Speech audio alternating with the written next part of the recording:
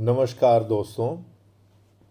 आज हम एक ऐसे विषय पर बात करने वाले हैं जो न सिर्फ हमारे देश की बल्कि पूरी दुनिया के लिए ज़रूरी है। और विषय है बिखरा हुआ समाज और हमारा कर्तव्य। दोस्तों, जब मैं टूटे हुए समाज यानी बिखरे हुए समाज की बात करते हैं तो आपका मन सोचने लगता है, आखिर हमारा समाज टूटा क्यों, बिखरा क्यों।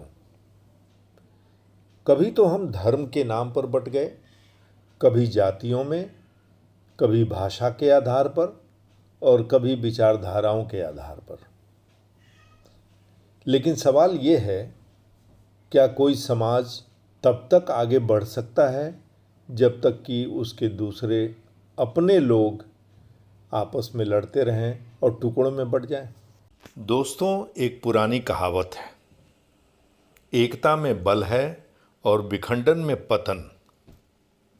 इसीलिए जब समाज में दरारें पड़ती हैं तो फर्क सिर्फ रिश्तों में ही नहीं बल्कि राजनीति, अर्थव्यवस्था और संस्कृति पर भी पड़ता है। आपने देखा होगा, जब किसी गांव या मोहल्ले में लोग लड़ते हैं तो वहां का माहौल असुरक्षित हो जाता है। बच्चे डर के साए में बड़े होते हैं और नए निवेश, नई सुविधाएं उस जगह तक नहीं पहुंच पाती। यही बात बड़े स्तर पर भी समाज में लागू होती है। हमारे इतिहास में एकता और विभाजन के कई उदाहरण हैं। 1857 की क्रांति, जब हिंदू और मुस्लिम दोनों ने मिलकर अंग्रेजी शासन के खिलाफ बिगुल फूंका तो ब्रिटिश सत्ता पहली बार हिल गई। लेकिन बाद में अंग्रेजों ने फूट डालो और राज करो की नीति पर हमें फिर से बांट दिया। स्वतंत्रता संग्राम के समय गांधी जी का संदेश। गांधी जी ने कहा था कि हमारी असली ताकत हमारी एकता है, अहिंसा और भाईचारा हमारा हथियार है। यही वजह थी कि उन्होंने हमेशा हिंदू मुस्लिम एकता पर जोर दिया। सिकंदर ने अलग अलग राज्यों को लड़ा कर जीत लिया, लेकिन एक संगठित और एकजुट राष्ट्र को कभी भी जीत नहीं पाया। आज की स्थिति क्या है? आज भी हम देखते हैं कि छोटी छोटी बातों पर लोग एक दूसरे के खिलाफ खड़े हो जाते हैं।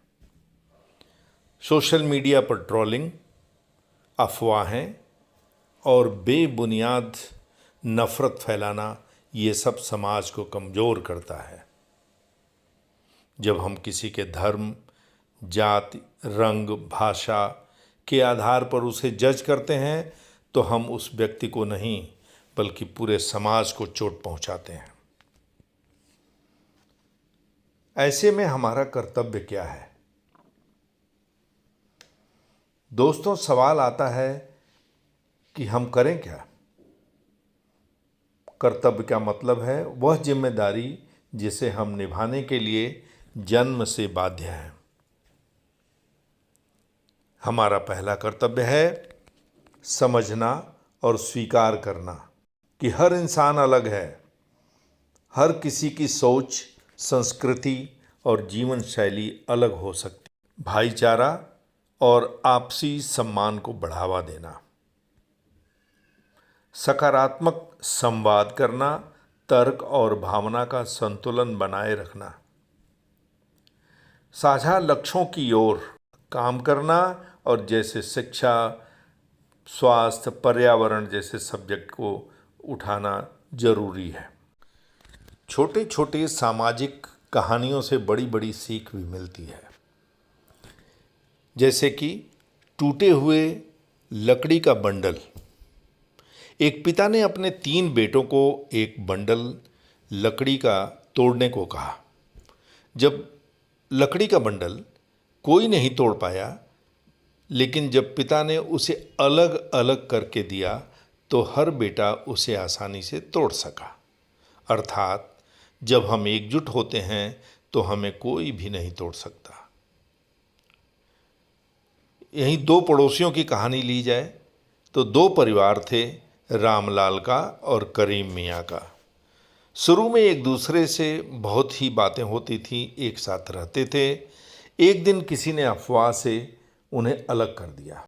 कुछ साल बाद गांव में बाढ़ आई और रामलाल के पूरे परिवार को करीम मियाँ ने अपने घर में शरण दे दी। अर्थात आपसी मतभेद वक्ती होते हैं, क्षणिक होते हैं, लेकिन इंसानियत हमेशा याद रहती है। हमारे कदम कैसे होने चाहिए, हमारे कर्तव्य क्या होने चाहिए।